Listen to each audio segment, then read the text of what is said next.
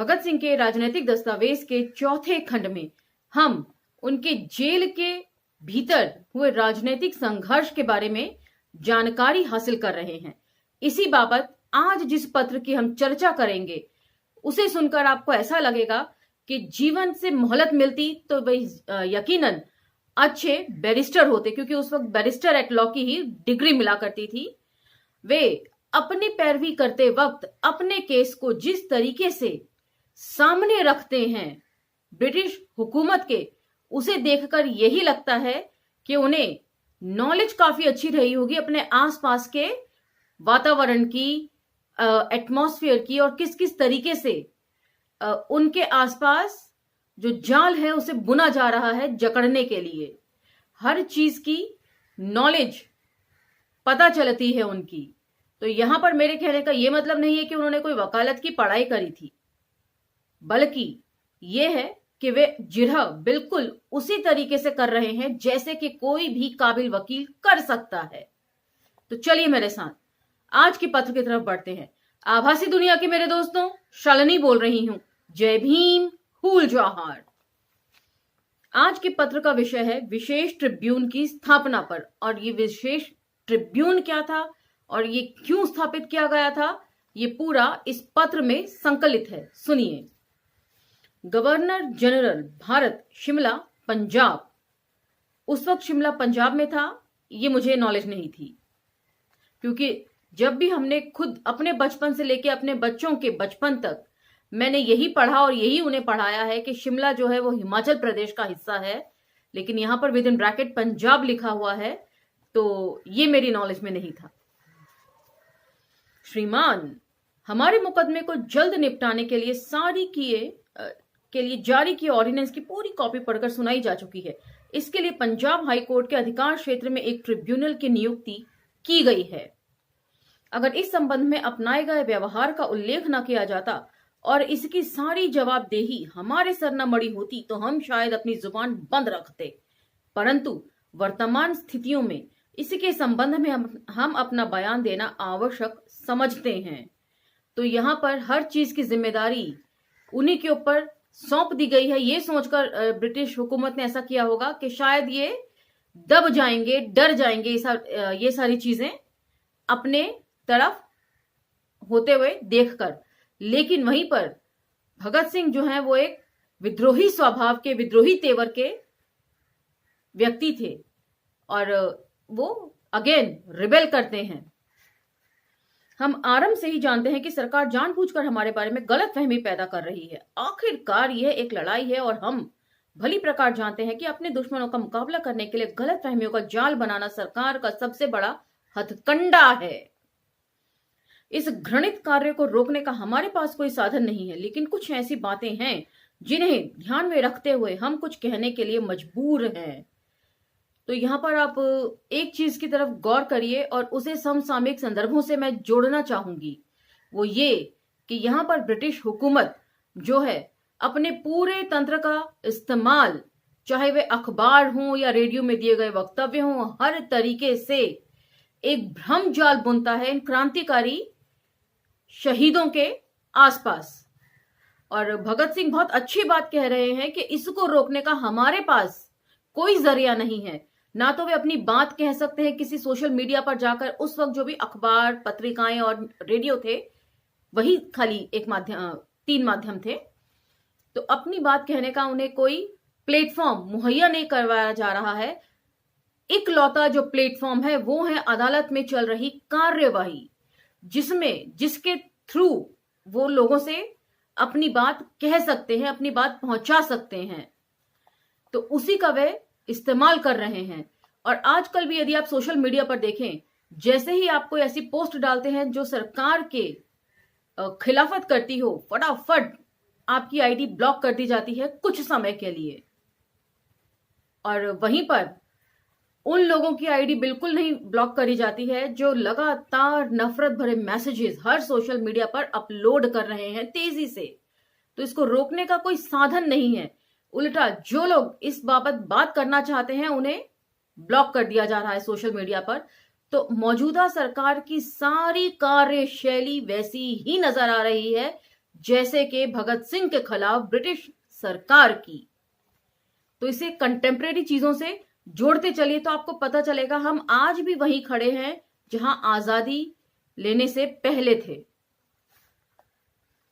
आपने लाहौर साजिश केस के बारे में जारी अध्यादेश में हमारी भूख हड़ताल के बारे में अपना स्पष्टीकरण शामिल किया है। आपने स्वयं स्वीकारा है कि हम में से दो ने इस मुकदमे के संबंध में स्पेशल मजिस्ट्रेट पंडित श्री कृष्ण की अदालत में होने वाली जांच पड़ताल से पहले भूख हड़ताल शुरू कर दी थी। सामान्य समझ वाले साधारण व्यक्ति की समझ में भी ये बात आ सकती है कि इस मुकदमे का भूख हड़ताल से कोई संबंध नहीं है। भूख हड़ताल के बारे में कई जगह उन्होंने कोट किया है कई तरीके से। भूख हड़ताल आरंभ करने के लिए कुछ विशेष कारण थे। इस स्थिति में सरकार को उन कारणों के बारे में स्पष्टीकरण देना था जिसके आधार पर भूख हड़ताल की गई थी। तो अगेन यहां पर वे उद्देश्य और उसके पीछे के कारणों के ऊपर जो है सरकार चर्चा नहीं कर रही है कि भूख हड़ताल करने का भगत सिंह का क्या उद्देश्य था और वो उद्देश्य होने की वजह से उसके पीछे क्या कारण थे। दोनों ही चीजें नदारद कर दी गई हैं। जब सरकार ने समस्या को सुलझाने के लिए कुछ प्रबंध करने की स्वीकृति दी और जेल जांच कमेटी स्थापित की तब हमने भूख हड़ताल समाप्त करी थी। लेकिन सबसे पहले हमें यह बताया गया था कि यह समस्या नवंबर तक सुलझा दी जाएगी, लेकिन उसमें दिसंबर तक विलंब किया गया। जनवरी भी बीत गई, लेकिन इस बात का कोई संकेत नहीं मिल रहा कि सरकार वास्तव में इस संबंध में कुछ करेगी भी या नहीं। हमें लगा कि मामला समाप्त कर दिया गया है। इन स्थितियों में हमने पूरे एक हफ्ते का नोटिस देकर 4 फरवरी 1930 से पुनः भूख हड़ताल आरंभ कर दी। इसके बाद ही सरकार ने समस्या को अंतिम रूप से हल करने के लिए कुछ कदम उठाए। तो जहां पर यदि आपको याद हो, गृह मंत्रालय भारत सरकार को स्मरण पत्र जब वे लिखते हैं तो वे सविस्तार अपनी भूख हड़ताल के बारे में उसमें चर्चा करते हैं कि भूख हड़ताल स्थगित की थी, उसको खत्म नहीं किया था और हम आशावान हैं कि सरकार जो है वे जल्द ही अपना फैसला सुनाएगी और हमारे अनुरूप हमारी मांगों को मान लिया जाएगा। लेकिन उसमें ही वे मेंशन करते हैं यदि हफ्ते भर तक कोई सरकार की तरफ से किसी भी तरह का जवाब नहीं आएगा तो एक हफ्ते बाद हम भूख हड़ताल पे बैठ जाएंगे। और भूख हड़ताल जो है वो किस तरह 2 चरणों में वे करेंगे, 2 गुट जो है बांटकर। पहला गुट होगा और यदि उसमें से किसी को कुछ अनफॉर्चुनेट कंडीशंस हो जाती हैं तो जो दूसरा ग्रुप है वो पहले ग्रुप को ज्वाइन करेगा और भूख हड़ताल जारी रखेंगे। इस तरीके से वो लोग। तो यदि आप भूल रहे हो या आपको याद ना आ रहा हो तो आप स्क्रॉल डाउन करके गृह मंत्रालय भारत सरकार को स्मरण पत्र वाला जो वीडियो है उसे दोबारा सुन भी सकते हैं। तो यहां पर एक तिथि है जिसकी तरफ मैं खास ध्यान देना चाहूंगी। वे इन्होंने बोला था कि 4 फरवरी से पुनः भूख हड़ताल आरंभ कर दी। 4 फरवरी की अपनी एक ऐतिहासिक इंपॉर्टेंस है, महत्व है। 4 फरवरी को ही चौरा चौरी कांड को अंजाम दिया गया था 1922 में। और आज मतलब इस साल हम उसकी 100वीं वर्षगांठ मनाएंगे। लेकिन सरकार का रवैया क्या है ये देखिए आप। डॉक्टर सोनू जो कि चौरा चौरी जगह से प्रत्याशी हैं, उम्मीदवार हैं, उन्होंने एक वीडियो बनाकर भेजा है आज ही, जो आप स्क्रॉल डाउन करके सुन सकते हैं कि किस प्रकार सरकार ने बेईमानी करी है। जो जाति है पीछे नाम के वो सब जगह से हटा दी है, लेकिन जो 2 ब्राह्मण लोग हैं, तिवारी और एक और मैं भूल रही हूं, 2 लोगों के नाम के साथ उनकी जाति भी लगाई गई है। और जब इस बाबत उन लोगों ने आवाज उठाने की कोशिश करी तो कमेटी के जो मेंबर्स हैं वो कह रहे हैं कि आप क्या इन्हें दलित आंदोलन साबित करना चाहते हैं। तो किस तरीके से मौजूदा सरकार बेईमानी कर रही है, चीजों को हटाकर गायब करके, और जो दलित रिप्रेजेंटेशन है उसी को पूरा खत्म करने की कोशिश हो रही है इतिहास के जरिए। इतिहास पढ़ना इसीलिए क्यों इतना महत्वपूर्ण है, क्यों बार बार सारी सरकारें इतिहास के साथ छेड़छाड़ करती हैं, ये समझिए। सिर्फ 2 ही लोगों की उसमें जाति लिखी गई है, जो सवर्ण है, ब्राह्मण है, और बाकी सबकी हटा दी गई है, चाहे वे दलित हूं, ओबीसी हूं, कोई भी हूं। तो 4 फरवरी यहां पर आया तो इसीलिए मैंने जिक्र करना जरूरी समझा। इस आशय का एक विज्ञापन फिर सरकार ने समाचार पत्रों में जारी किया। तब हमने भूख हड़ताल समाप्त कर दी। यहां तक कि हमने इस बात का इनकार भी नहीं किया कि सरकार अपने अंतिम निर्णय लागू करती भी है या नहीं। लेकिन आज ही हमने महसूस किया है कि अंग्रेज सरकार ऐसे साधारण मामलों में भी झूठ और फरेब का सहारा लेने से बाज नहीं आई है। तो वे कितनी खूबसूरती से बता रहे हैं।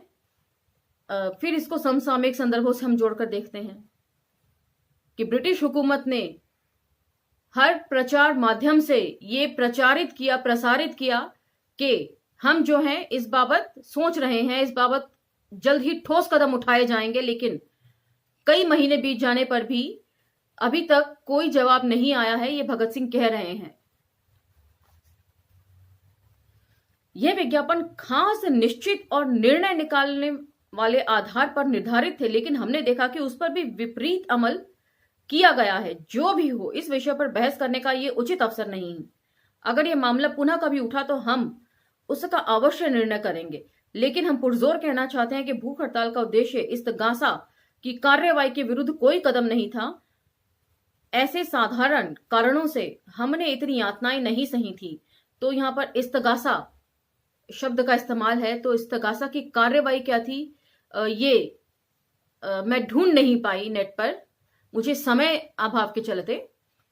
तो यदि आप लोग ढूंढेंगे या इंटरेस्ट दिखाएंगे तो इस बारे में जरूर सर्च करिएगा। मैं भी समय मिलते ही जरूर करूंगी, क्योंकि इसमें ये शब्द आया है तो इसकी व्याख्या होनी जरूरी है।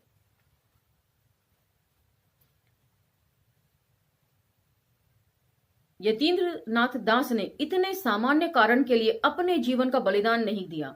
राजगुरु और सुखदेव ने भी इस बचाव के लिए ही अपने जीवन संकट में नहीं डाले थे, और ना ही भगत सिंह हंसते हंसते फांसी पर चढ़कर शहीद हुए थे आज के मौजूदा हालातों के लिए। तो यहां पर मुझे अपनी स्वरचित एक कविता जो मैंने पोस्ट करी थी फेसबुक पर, शायद 2019 की बात है, उसमें भगत सिंह का एक कोट था कि जिसमें वे ये बात बोलते हैं कि किसी भी इंसान के पास इतनी पूंजी नहीं होनी चाहिए कि वे दूसरे व्यक्ति को खरीद सके। तब मैंने इस बात को लिखा था कि तुम इंसान के बिकने की बात करते हो, यहां तो देश बिकने के तुम इंसान के बिकने की बात करते हो, यहां तो देश बिकने के कगार पर आ गया। ओ भक्तया, अच्छा हुआ जो मर गया ये दिन देखने से पहले। तो आज जो मौजूदा हालात हैं, भगत सिंह ने भी यकीनन इन सब चीजों के लिए कुर्बानी नहीं दी थी। आप स्वयं हमारे मुकदमे के संदर्भ में ये अच्छी तरह जानते थे कि अध्यादेश जारी करने की वजह भूख हड़ताल नहीं थी, लेकिन असल कारण तो कुछ और ही हैं, जिनके बारे में सोचकर आपकी सरकार के होशो हवास गुम हो गए। न तो वे इस मुकदमे में विलंब के कारण हुए, और न ही कोई ऐसी संकटमय स्थिति पैदा हुई जिसके कारण इस बेकानून के कानून के ऊपर हस्ताक्षर किए। जरूर ही इसके पीछे कुछ और है। तो सरकार की मंशा पर डाउट क्रिएट कर रहे हैं। लेकिन हम ये बता देना चाहते हैं कि उन अध्यादेशों से हमारी भावनाओं को कुचला नहीं जा सकता। भले ही आप कुछ इंसानों को कुचल देने में सफलता हासिल कर लेंगे, लेकिन याद रहे आप इस राष्ट्र को नहीं कुचल सकते। जहां तक इस अध्यादेश का संदर्भ है, हम इसे अपनी शानदार सफलता मानते हैं। हम आरंभ से ही ये बताने का प्रयास करते रहेंगे कि उनका ये कानून एक खूबसूरत फरेब है, ये न्याय नहीं दे सकता। लेकिन अफसोस है कि जेल में जो सुविधाएं कानूनन और इंसाफ करके अपराधियों को मिलती हैं और साधारण बंदियों को भी दी जाती हैं, वह सुविधाएं हम राजनीतिक बंदियों को नहीं दी गई। हम चाहते थे कि सरकार पर्दे से बाहर आए और स्पष्ट कहे कि राजनीतिक बंदियों को बचाव का कोई अवसर नहीं दिया जा सकता। हमें लगता है कि सरकार ने ही यही स्पष्ट रूप से स्वीकारा है। हम आपको और आपकी सरकार को इस साफ गोई के लिए धन्यवाद देते हैं और अध्यादेश का स्वागत करते हैं। तो बहुत अच्छी बात भगत सिंह कह रहे हैं कि अब सरकार को वो ऐसी कंडीशन में उन्होंने रख दिया है कि जहां से सरकार जो भी स्टेप लेगी वो उसकी हार ही दिखाएगा। यदि वे भगत सिंह को सुनवाई का अवसर देती, उनकी जो भी शर्तें हैं उसको मानती, तो ये भी इसका एक मतलब था कि सरकार उनसे डरकर झुक गई है और अब वे नहीं मान रही है और उनको जल्द से जल्द फांसी की सजा सुनाने पर आमादा है, उल्टे सीधे तरीकों में या केसों में फंसाकर। तो भी ये सरकार की हार है, क्योंकि सरकार भगत सिंह की जो सोच है, जो चिंतन है, उससे डरकर ऐसा कदम उठा रही है। तो भगत सिंह यही चाहते थे कि हर लिहाज से सरकार को घुटनों पे लाना, और वो उन्होंने किया। हर लिहाज से सरकार डरी हुई ही आपको प्रतीत होगी। आपके प्रतिनिधि स्पेशल मजिस्ट्रेट और इस्तगासा के सरकारी वकील द्वारा लगातार हमारे उचित व्यवहार को साफ साफ स्वीकारने के बावजूद सिर्फ हमारे मुकदमे के वजूद के बारे में सोचते ही आपके मस्तिष्क में भयंकर खलबली मची हुई है।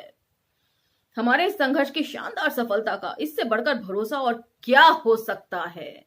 आपके आदि आदि भगत सिंह, तो यहां पर वे घोर व्यंग्यात्मक शैली का प्रयोग कर रहे हैं, सरकार को बेइज्जत कर रहे हैं, खिल्ली उड़ाते हुए कि सब कुछ प्रपंच रचकर भी आप ये साबित नहीं कर सके कि भगत सिंह आपसे डरा। आपके हर प्रपंच के बावजूद यही साबित हो रहा है कि पूरी की पूरी ब्रिटिश हुकूमत एक अदना से बच्चे से डर गई।